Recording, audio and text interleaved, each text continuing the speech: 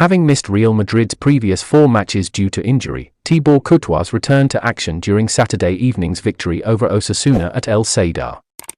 The Belgian international kept a clean sheet as Los Blancos moved to within 5 points of Barcelona at the top of La Liga, although he had to deal with a few hairy moments in Pamplona. Much of the match centered around Vinicius Jr., with the Brazilian having an on-field exchange with Moi Gomez at one point, for which both were cautioned. As with many Real Madrid matches this season, Vinicius was targeted by the home supporters, and Courtois recounted what he experienced of it, as per Sport. There was a minute of silence and there was someone who said an inappropriate word. It is regrettable. They sang Vinicius die, and it's unfortunate. Football should be a nice and cheering hobby, but without saying that nonsense. Vinicius had the last laugh for Real Madrid, as he helped them secure victory on Saturday, and both he and Courtois will hope to do the same when they take on Liverpool on Tuesday.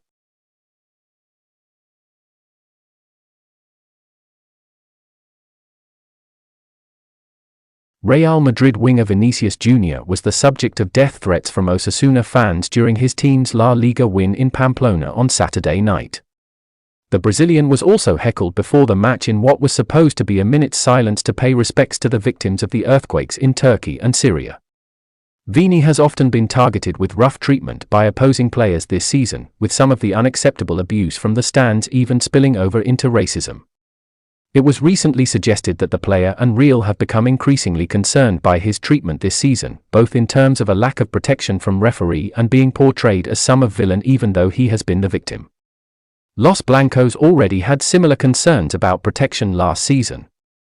Vini did get hot at one stage, appearing to verbally berate and insult referee José Luis Munera Montero without punishment. The Barcelona press were quick to pick on that and the fact that Robert Lewandowski got a 3-game ban for touching his nose. The player ultimately had the last laugh where Osasuna and their fans were concerned. He assisted Real's opening goal of the 2-0 win 12 minutes from time and later took to social media. The insults continue, but the dance too. See you in Liverpool, he said, posted on Twitter, referring to Tuesday night's Champions League tie in England.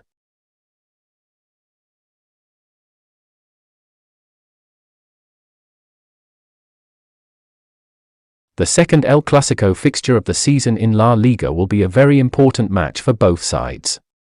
With just 5 points between Barcelona and Real Madrid in the title race, albeit with the former having a game in hand, it could be a pivotal game in the grand scheme of things. Real Madrid won the first fixture 3-1 in October, and Barcelona won by the same score in the final of the Spanish Super Cup.